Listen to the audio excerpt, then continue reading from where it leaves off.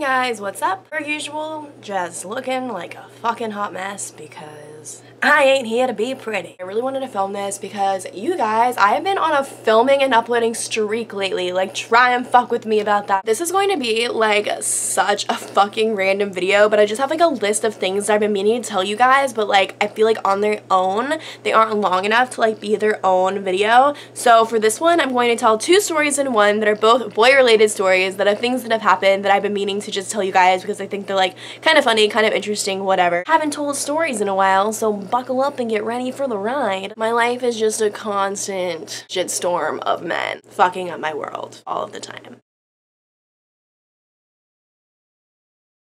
I'm going to start with the story of me being the worst ex of his life because that's what I titled this. Okay, I've mentioned this before briefly in other videos that like I was really good friends with this guy and I wanted to hook up with him for a long time, like I had a crush on him for a long time, and then like finally he started to view me as like more than just a friend too, and then like ultimately like we started texting and one day we like finally had the opportunity to hook up, and this is that story and what all transpired. Have this guy friend, we're good friends for like the second part of my freshman year, sophomore year we're friends, and then like a few months into sophomore year he like starts to like hit me up more and I'm like that maybe he's about it, and like he knew that I had a crush on him. Like I did not make it a secret. Like I would always be all over him like at tailgates and stuff, and he would like invite me to like go up to his room, and that sounds so weird, like he would bring me in his bedroom, but like no, like all the bedrooms are open like during tailgates and like you can go inside and like people are just like partying and stuff still like in the house like in bedroom. So he would always bring like me and my friends up to his room and we would all just like hang out and chill and listen to music for a little bit and then like go back out to like the main party like outside. We were texting and then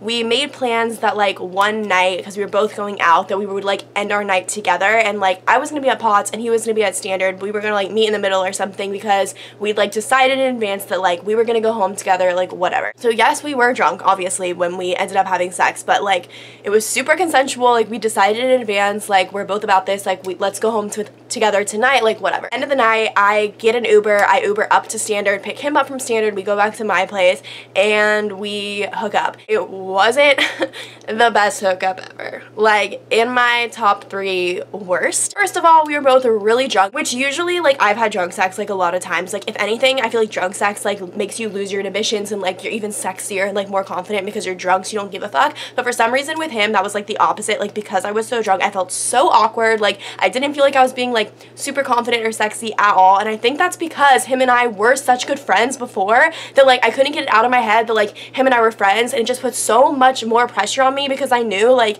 if I fuck this up, if this is gonna be weird or anything, like him and I aren't gonna be friends anymore. And that was like I think the only guy in my whole life that I've hooked up with who was like legitimately my friend, and then we were gonna like try and be more than friends and just see what transpired. So I was like super nervous, super drunk. I know that I wasn't being like the most like interactive, like best lay that I could be, but I was so like in my own head. It was so weird. Anyway, we're hooking up and he like takes out his wiener, and you guys, like literally I'm not exaggerating at all, and I feel so bad because like I love this guy so much and him and I are still friends. Like we got past this and like it's all Gucci, and he has a girlfriend now and they've been together for a really long time, and like go him, like yay, that's awesome. But like you guys, like this guy's dick was like the definition of a chode. Don't Google chode if you don't know what it is. Chode, oh my god, this was like the biggest disappointment of my life. A chode is when you have a dick that's like normal girth and it's like normal in every way except that it's so fucking short. It's like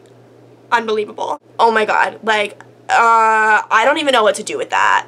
I don't. That is a Jolly Rancher. I don't know what to do. Already I was nervous and acting kind of weird, and I could tell that he thought that I was being nervous and weird, and then he's like trying to have sex with me, and because it's a fucking chode, I like can't feel it at all. So like instead of like being vocal and like making noises like girls usually do during sex because you're getting penetrated, I didn't really make any noise because it was like a Jolly Rancher just like chilling inside of me. Like honestly, all my tampons are bigger than this. It just was like, it wasn't good sex. Like it wasn't, but I mean I don't know, I'm still a really pretty girl and you got to have sex with me, so like was it that bad? Afterwards I was like, do you want to like sleep over? And he was like, no, like I'm just gonna Uber back to my place. It was just so fucking weird. Like, it was so weird. Like, we shouldn't have done it. Like, totally made our friendship awkward for months and months and months. Like, it took a while for our friendship to get back to, like, a normal place after that. Like, 6 months later, he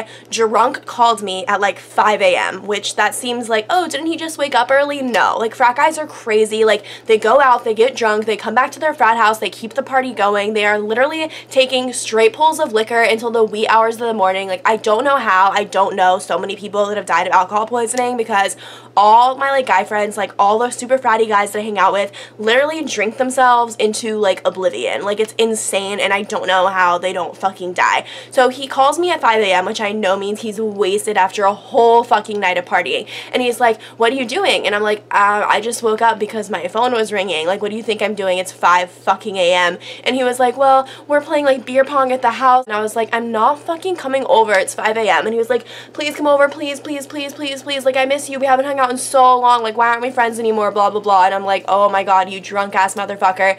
And so then I'm like, I'm going back to bed now. Bye. So I hang up the phone, and then he blows up my phone texting me like, please come, please come, please come, please come, please come.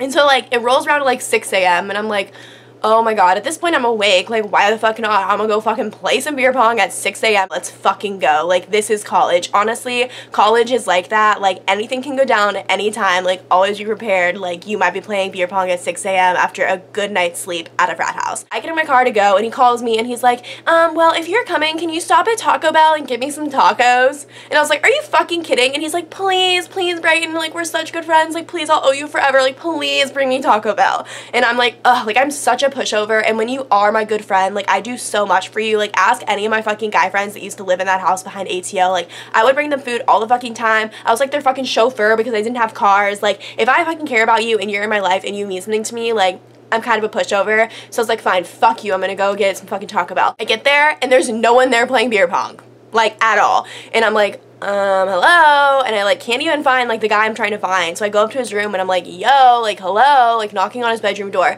and he's like, yeah, come in. So I come in and I'm like, I brought you your Taco Bell. And he was like, okay, like, I'm just laying down now, like, I'm really tired. And I was like, dude, what? Like, I thought we were playing beer pong. Like, what the fuck? Like, fuck you. And, like, no one was even awake. Like, oh my God, so fucking stupid. I literally just, like, woke up in the middle of the night, brought him Taco Bell for basically nothing. Anyway, we just, like, chilled for an hour, like, watched Netflix, like, talked, and, like, obviously he was drunk and obviously I wasn't, and he was just like, well, why aren't we, like, close anymore? Being all super sappy and drunk and, like, stupid and, like, sentimental, and I was like, we are friends. Like, we never weren't friends. Like, it was just awkward for a while. And then he goes, literally says this to me, looks into my eyes and says this to me and goes, well, yeah, it was awkward because, like, honestly, you were, like, the worst ex of my life.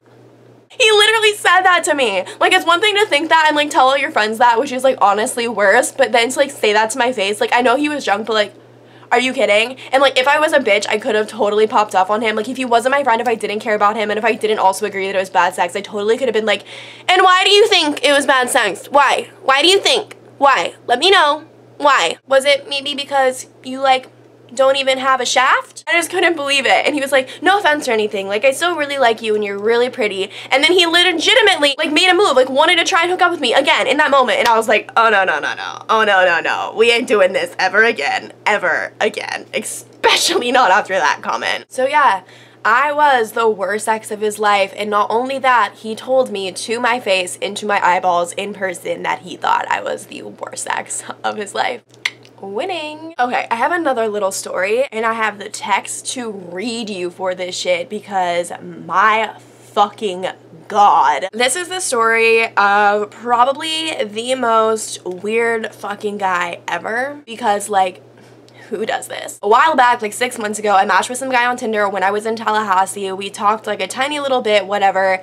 Nothing like transpired from it, blah, blah, blah. A few weeks after we had matched on Tinder, I was waiting in line for a bar to get banded to go in, and he was standing outside the bar, and we both made eye contact, and we both kind of registered like, oh, we are the people from Tinder. So he came up to me and he was like, hey, like, how are you doing? And I was like, good, like, nice to see you. What are you doing tonight? And he was like, I'm actually going to like this other bar, like, blah, blah, blah, meeting my friends. Like, literally 30-second conversation, just like saying hi and bye, introducing ourselves because we both recognized that we were both like people from Tinder that we'd matched with. Because like he just seen me in that like 30-second period, period. He like Tinder messaged me and like gave me his number, and he was like, if you end up coming over to like this bar, like let me know, like my friends can hang out with your friends. So I did text him and I was like, hey, like I'll let you know if we're going over there, because at the time we were originally gonna go over there, but we didn't end up going over there. But yeah, that's how like I got his number and he got my number and blah blah blah. After that night, we like literally never talked again, like didn't think anything of it, like who gives a fuck. Then like 2 months ago, like when I first got back to Austin to start my summer, he like started talking to me again. He is like really attractive, but he's like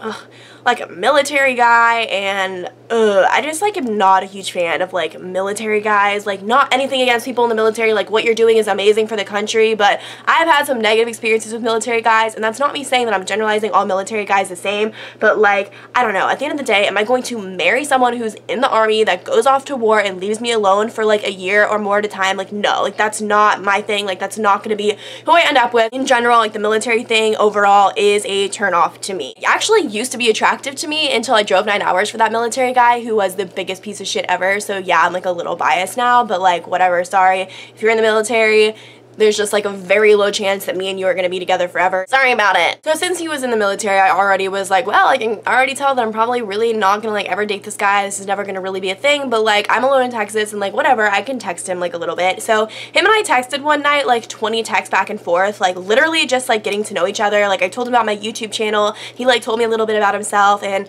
again, like that was that. Like me and him really don't know each other at all. Like this is all that's gone down for us to know each other, is like 20 texts back and forth, and then when we met in line briefly for 30 seconds for a bar like 6 months ago, okay? Like him and I don't know each other. Anyway, because he was obviously really attracted to me, like thought I was really cool, was really into me, by texting him like 20 times back and forth, I just opened this door, right, for him to like contact me whenever he wanted and blah blah blah. So he started texting me like a couple times a day, just like, hey, how's your day going, beautiful? Like honestly, so nice. Like what every girl wants a guy to text her, but I had literally just been ghosted, like the ghosting process from that fucking asshole who was in Georgia that I drove to meet, and he ghosted me. I have a whole fucking story about his ghosting. It's called And Another Fuckboy Bites the Dust. I'll link it down below. That ghosting process had like just gone down, and I still wasn't for sure if I was being ghosted, but I kind of knew I was being ghosted. So like my head was still so wrapped up in that guy. Like I had feelings for that guy, and like I just wasn't really into this guy. I didn't want him texting me, so I was like, I'm just like not gonna really reply, and he'll like get the point. Like we don't even know each other. Like I don't owe him an explanation for not replying, but like he kept texting me like every day, being like, hey, what's up, like how are you, like really wanting to talk to me. So I was like, whatever, I'm not gonna be a piece of shit. Like I hate when guys like don't tell me when they're not about it, so I'm just gonna let him know that I'm not really about it. And I was so nice. I was like, hey, like you seem so fucking nice, like I'm attracted to you, like you seem really awesome, like genuinely, but honestly, like I was just ghosted by this guy, and I don't feel like I'm in a mindset to already be like texting someone new. Like it just doesn't feel right to me at all. Like it's literally not you at all. Like I promise, I know that's so cliche, but I really just don't feel like comfortable having some like new guy texting me. Like I'm just not in that headspace, whatever. And then this is the response that the guy who's met me once for 30 seconds in line for a bar, who has texted me 20 times back and forth, responded to me saying that I wasn't really interested in like us texting or like trying to like form something. I completely understand, baby girl. I am not your fucking baby girl, but I digress. Obviously, I'm attracted to you and I think you're one hell of a catch. I mean, I am a catch, but how do you really know that from 20 texts back and forth? Guys are jerks, and it sucks that other guys have ruined my chances with you. I graduate at the end of the summer and I may or may not move away, or I might take a job here in Tally. Obviously, I don't know you too well. Exactly, we don't know each other at all. I also don't know how anything would work out between us, but I can definitely see a way to make it work if we want it to.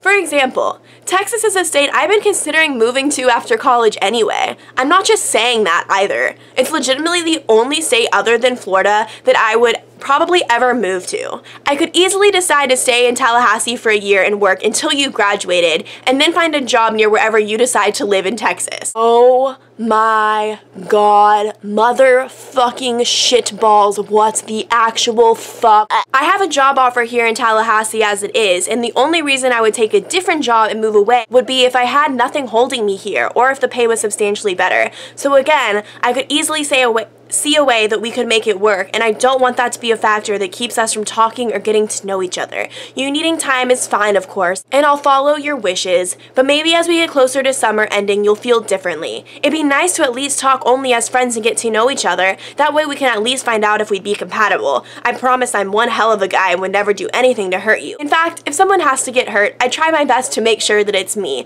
I'm kind of a big protective teddy bear that will do anything and everything to keep the people I care about safe, physically and emotionally.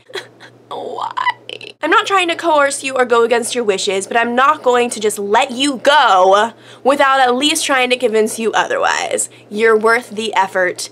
Winky face emoji, kissy face emoji. Holy fucking shit. Okay, yes, on paper, is that what any girl would ever want to hear? Like, I don't know, if we'd been dating for a long time and you were about to move away or something, then yes. But we have texted 20 times back and forth. You literally do not even know my last name. You don't know shit about me, and you're literally telling me that even though we don't know each other, you're acknowledging that we don't know each other, that you would be willing to do anything, even get a job wherever I live just to make it work, and that you actually want to move to Texas because you know that's where I'm gonna live when I graduate, and that you would sacrifice other jobs just to stay in Tallahassee for a year, working in Tallahassee because I have to be in Tallahassee for another year to graduate. What the fuck? And the whole, I'm just not gonna let you go with at least trying to convince you otherwise because you're worth the effort. Let me go? You never even had me. And like, yeah, I'm worth the effort, but again, you don't know me at all. Like, I know that I'm a good person, I know I'm a catch, and like maybe this guy has really good vibes and you picked up on that and knows how dope I am. But at the end of the day, he doesn't know me at all. Like, I could literally be a raging psycho fucking bitch. Like, he doesn't know me and he's like, you're worth the effort. Like, honestly, this was like the creepiest text I've ever received from a guy. If I kind of wasn't about it before, I'm definitely not about it now. Like, fuck no. And I did reply. See that?